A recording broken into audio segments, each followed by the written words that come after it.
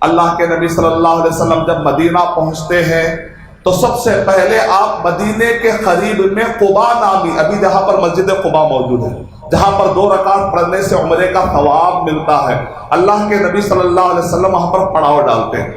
Authentic روایت ہے، قرآن مجید میں بھی اس کا ذکر آیا ہے، لیکن یہاں پر اللہ کے نبی صلی اللہ علیہ وسلم کی حکمت دیکھیے کہ مسجد قباء سے قریب میں ایک محلہ تھا بنو سالم، ان دونوں کے درمیان تھوڑے سے فیلنگز تھے۔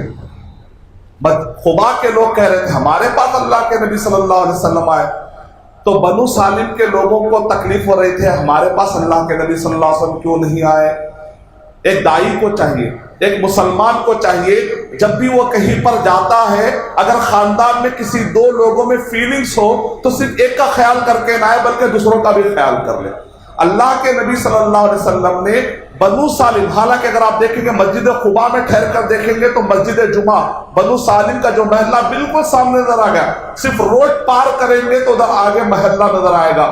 لیکن اللہ کے نبی صلی اللہ علیہ وسلم ابھی جب مدینہ جا رہے ہیں، راستے میں قباء کی مسجد قباء کا ایریا ملا، اللہ کے نبی صلی اللہ علیہ وسلم قباء میں کافی دن ٹھہرے، اس کے بعد آپ نے کہا بنو سالم کے لوگوں خوش رہو، ہم جمعہ تمہارے پاس ادا کریں۔ اچھے لوگوں کی پہچان کیا ہوتی ہے؟